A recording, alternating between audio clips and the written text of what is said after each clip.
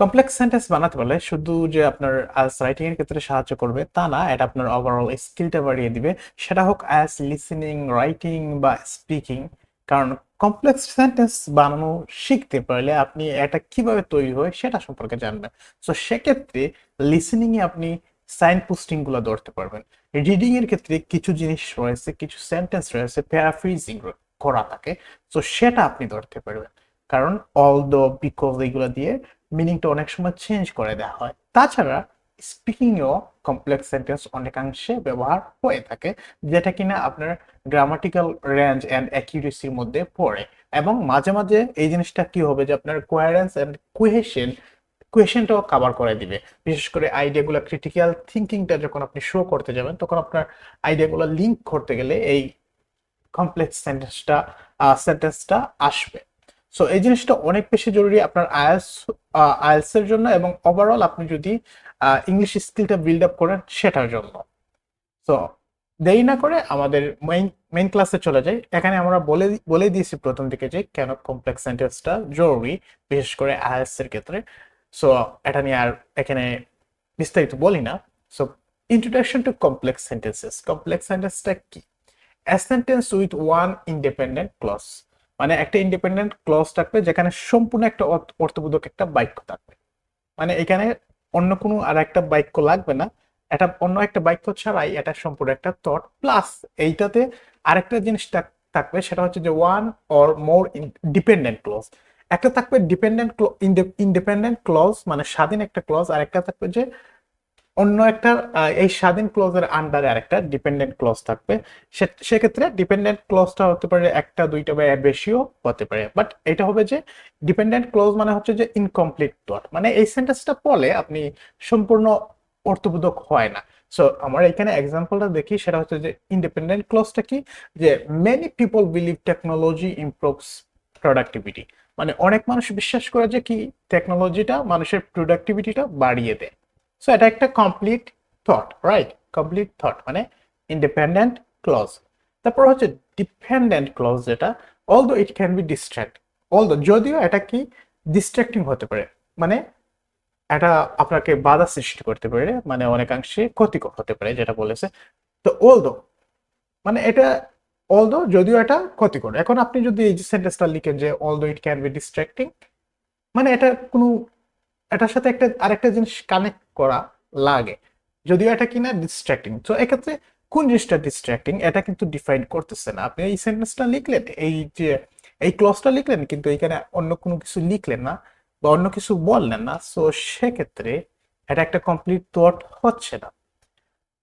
এখন এই দুইটা মিলিয়ে আমরা যদি বলি যে একটা কমপ্লেক্স সেন্টেন্স তৈরি করি যে although it can be distracting, যদি এটা ডিস্ট্রাক্টিং হতে পারে, many people believe technology improves productivity, অনেক মানুষ বিশ্বাস করে যে টেকনোলজি প্রোডাক্টিভিটি বাড়িয়ে দেয়, রাইট? সো এটা হচ্ছে একটা সম্পূর্ণ একটা সেন্টেন্স, আর যেটা কিনা আমরা কমপ্লেক্স সেন্টেন্স হিসেবে দেখবো।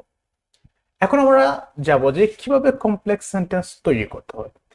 আশা করি কমপ্লেক্স সেন্টেন্সটা কি এটা বোঝা হয়ে গেছে, এবং এটার মধ্যে কি থাকবে যে একটা ইন্ডিপেন্ডেন্ট ক্লজ থাকবে আর একের অধিক ডিপেন্ডেন্ট ক্লজেস থাকবে, রাইট?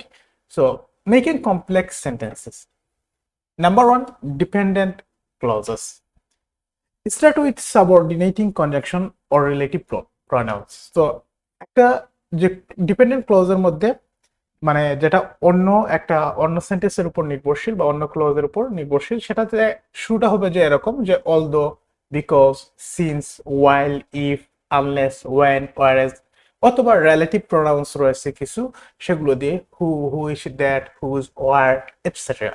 ঠিক আছে, এখানে সাবঅর্ডিনেটিং কনজাংশন থাকবে অথবা রিলেটিভ প্রোনাউন্স থাকবে ডিপেন্ডেন্ট ক্লজের ক্ষেত্রে। তারপর হচ্ছে types of complex sentences. So এখানে আবার তিন ধরনের কমপ্লেক্স সেন্টেন্স হতে পারে। এক হচ্ছে সাবঅর্ডিনেটিং কনজাংশন, একটা হচ্ছে সাবঅর্ডিনেটিং কনজাংশন, আর একটা হচ্ছে রিলেটিভ ক্লজেস। রিলেটিভ ক্লজেস হচ্ছে আরেকটা, যেটা কিনা রিলেটিভ প্রোনাউন দিয়ে গঠিত হয়। আর সাবঅর্ডিনেটিং কনজাংশন হচ্ছে এই কনজাংশন দিয়ে শুরু হবে। আর এরপর হচ্ছে পার্টিসিপল ফ্রেজেস দ্বারাও কমপ্লেক্স সেন্টেন্স হতে পারে। সো এইগুলো নিয়ে আবার একটু ডিটেইলসে ডিসকাস করি। প্রথমে সাবঅর্ডিনেটিং কনজাংশন। সাবঅর্ডিনেটিং কনজাংশনের যে স্ট্রাকচার রয়েছে সেটা হচ্ছে যে ডিপেন্ডেন্ট ক্লজ থাকবে প্লাস হচ্ছে কমা প্লাস হচ্ছে ইন্ডিপেন্ডেন্ট ক্লজ। এক্সাম্পল হিসেবে আমরা দেখতে পাচ্ছি যে বিকজ আরবানাইজেশন অ্যাক্সিলারেটস, আরবানাইজেশন অ্যাক্সিলারেট যেহেতু অ্যাক্সিলারেট করে, traffic congestion has become a major issue. এখানে বিকজ আরবানাইজেশন অ্যাক্সিলারেটস এটা হচ্ছে কি ডিপেন্ডেন্ট ক্লজ। বিকজ কারণ, কারণ বলে একটা জিনিস বলা হয়েছে যে যেহেতু শহর নগরায়ন, আমরা বলতে পারি যে নগরায়ন অ্যাক্সিলারেটস মানে বাড়তেছে, সে কারণে যেহেতু নগরায়ন বাড়তেছে, এখন বাকি আরেকটা জিনিস দরকার, এটা কোনো সেন্টেন্স হয় না, কমপ্লিট থট হয় না। সো প্লাস কমা, এটা হচ্ছে dependent clause, comma independent clause. Traffic congestion has become a major issue, মানে ট্রাফিক জ্যামটা অনেক বড় একটা মেজর ইস্যু হয়ে গেছে। এটা কিন্তু ডিপেন্ডেন্ট, ইন্ডিপেন্ডেন্ট মানে স্বাধীন একটা সেন্টেন্স বা একটা clause. Traffic congestion has become a major issue মানে ট্রাফিক জ্যামটা একটা বড় ইস্যু হয়ে গেছে। দ্যাটস ইট, এটা একটা কমপ্লিট থট, রাইট? কিন্তু এই জিনিসটা আবার কমপ্লিট থট হচ্ছে না। সো এই দুইটা মিলিয়ে হচ্ছে কি কমপ্লেক্স সেন্টেন্স। তারপর আবার আপনি আরেকটা সেন্টেন্স দেখতে পারেন যে since artificial intelligence automates repetitive task, employees can focus on creative work. Employees can focus on creative work, এটা হচ্ছে independent clause. Employees can focus on creative work, এমপ্লয়িরা ক্রিয়েটিভ ওয়ার্কে মনোযোগ দিতে পারবে, রাইট? এখন since artificial intelligence automates repetitive task, যেহেতু artificial intelligence কি করে যে রেপিটিটিভ টাস্কটাকে কি করে যে অটোমেট করে দেয়, যেহেতু আর্টিফিশিয়াল ইন্টেলিজেন্সটা রেপিটিটিভ টাস্কগুলা অটোমেট করে দেয়, এটা হচ্ছে কি ডিপেন্ডেন্ট ক্লজ প্লাস আমরা এখানে কমা বসিয়েছি। আশা করি ব্যাপারটা আপনাদের কাছে ক্লিয়ার। এছাড়াও আরেকটা সেন্টেন্স দেখতে পারেন যে if governments invest in teacher training, যদি গভর্নমেন্ট টিচার ট্রেনিং এ ইনভেস্ট করে, এটা ইনকমপ্লিট একটা থট এবং dependent clause, comma student performance will likely improve, student বা ছাত্রদের পারফরমেন্সটা হচ্ছে বাড়বে বা বাড়তে পারে, লাইক। আশা করি সাবঅর্ডিনেটিং কনজাংশনের এই ব্যাপারটা ক্লিয়ার আপনাদের কাছে এবং আপনারা এটা দিয়ে কমপ্লেক্স সেন্টেন্স তৈরি করতে পারবেন। এরপর হচ্ছে রিলেটিভ ক্লজেস। রিলেটিভ ক্লজেসে ইন্ডিপেন্ডেন্ট ক্লজটা আগে আসবে, তারপর হচ্ছে relative pronoun plus dependent clause. Example, governments should invest in renewable energy. গভর্নমেন্টে কি করা উচিত যে রিনিউয়েবল এনার্জিতে ইনভেস্ট করা দরকার। which reduces carbon emissions, যেটা কার্বন এমিশনটা কমিয়ে দেয়। এখন এটা হচ্ছে ডিপেন্ডেন্ট ক্লজেস, যেটা কার্বন এমিশন কমিয়ে দেয়, এটা কিন্তু কোনো একটা কমপ্লিট থট হয় না, যার কারণে এটা কি ডিপেন্ডেন্ট ক্লজেস। তো এখানে রিলেটিভ প্রোনাউন যেটা সেটা হচ্ছে হুইচ দিয়ে শুরু হয়েছে, যেটা আমরা প্রথম দিকে পড়েছিলাম যে হুইচ দিয়ে রিলেটিভ প্রোনাউনটা শুরু হবে বা রিলেটিভ প্রোনাউন্স দিয়ে কমপ্লেক্স সেন্টেন্স হয়। এছাড়াও আরেকটা এক্সাম্পল দেখি যে renewable energy sources which reduce greenhouse gas emission are critical for combating climate change. So এখানে হচ্ছে একটা হচ্ছে ইন্ডিপেন্ডেন্ট ক্লজ আর দুইটা হচ্ছে ডিপেন্ডেন্ট ক্লজ রয়েছে, রাইট? সো এখানে হচ্ছে রিলেটিভ ক্লজ যে সবকিছুতে যে কমা ব্যবহার করতে হবে তা না, ক্ষেত্র বিশেষে কমা ব্যবহার হয়ে থাকে। Social media platforms, independent clause that prioritize user engagement sometimes spread misinformation.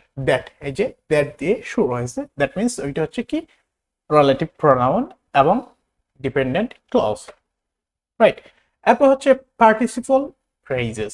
So participle phrases দিয়ে আপনি complex sentence তৈরি করতে পারবেন। So participle phrases গুলা কি কোনগুলা, যে ভার্বের আইএনজি বার্বের সাথে আইএনজি যুক্ত থাকবে অথবা বার্বের সাথে ইডি যুক্ত থাকবে, ইডি যুক্ত ফ্রেজ হবে এইগুলা, প্লাস হচ্ছে comma independent clause. First example যদি আমরা দেখি সেটা হচ্ছে যে faced with budget cuts budget কাটসে ফেস করার পর schools are reducing extracurricular activities, স্কুলগুলো এক্সট্রাকুলার অ্যাক্টিভিটিস কমিয়ে দিচ্ছে ফেসড উইথ বাজেট কাটস, মানে বাজেটটা কম পাওয়ায় এইখানে স্কুল কি করতেছে যে এক্সট্রা কারিকুলার যে অ্যাক্টিভিটিস গুলো রয়েছে, খেলাধুলাগুলো রয়েছে, খেলাধুলা গুলো রয়েছে ওইগুলো কমিয়ে দিচ্ছে। এছাড়া আরেকটা সেন্টেন্স হতে পারে যে encourage by public demand, public ডিমান্ডের দ্বারা এনকারেজ করার পর governments are banning single use plastic গুলা গভর্নমেন্ট ব্যান করতেছে পাবলিক ডিমান্ডের কারণে, encouraged by public demand.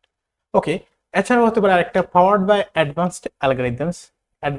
অ্যালগোরিদমের power দ্বারা self driving cars are becoming safer.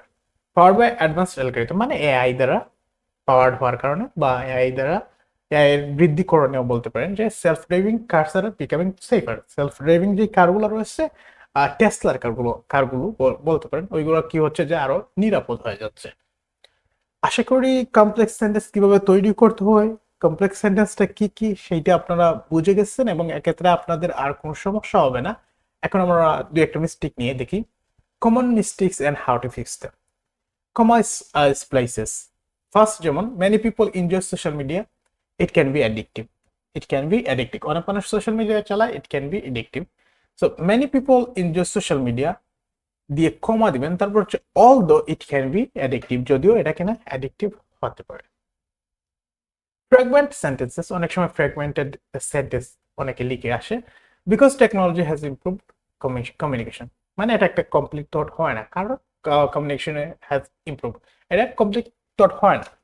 Because technology has improved communication, technology যেহেতু কমিউনিকেশনটা ইমপ্রুভ করেছে, global collaboration is easier, global যে কোলাবোরেশনটা হয়েছে, সবাই যে একীভূত হওয়া, এই জিনিসটা কি হয়েছে যে আরো ইজি হয়ে গেছে। ওভার কমপ্লিকেটিং সেন্টেন্সেস, অনেকেই আরো কি করে যে একটা সেন্টেন্সকে আরো ওভার কমপ্লিকেট করে ফেলে, একটা নর্মাল সেন্টেন্সটাকে অনেকভাবে লেখার চেষ্টা করে বা আরো ওয়ার্ড বাড়াতেই থাকে, সেক্ষেত্রে গুজামিল হয়ে যায়। যেমন সে যে ভুলটা করতে পারে যে the students who were tired due to the exams that were scheduled last week, which caused students performed poorly. কি কিছুই হয় না, রাইট? সো এটাকে ফিক্স করে আমরা বলবো যে the students performed poorly. Students কেন পুরলি পারফর্ম করেছে? Because they were tired from the stressful exams scheduled last week.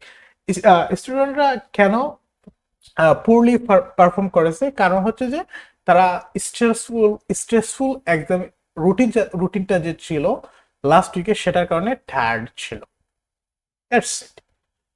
এখন আশা করি ব্যাপারটা আপনাদের কাছে ক্লিয়ার, কমপ্লেক্স সেন্টেন্সের ব্যাপারটা। আপনাদের যদি কোনো প্রশ্ন থেকে থাকে সেক্ষেত্রে আপনারা কমেন্টে আমাকে জানাতে পারেন। প্লাস এখানে 3টা সেন্টেন্স রয়েছে, ওই 3টা সেন্টেন্সে কোনটা ডিপেন্ডেন্ট ক্লজ কোনটা ইন্ডিপেন্ডেন্ট ক্লজ, এই জিনিসটা আমাকে কমেন্টে বলবেন এই 3টা সেন্টেন্স থেকে।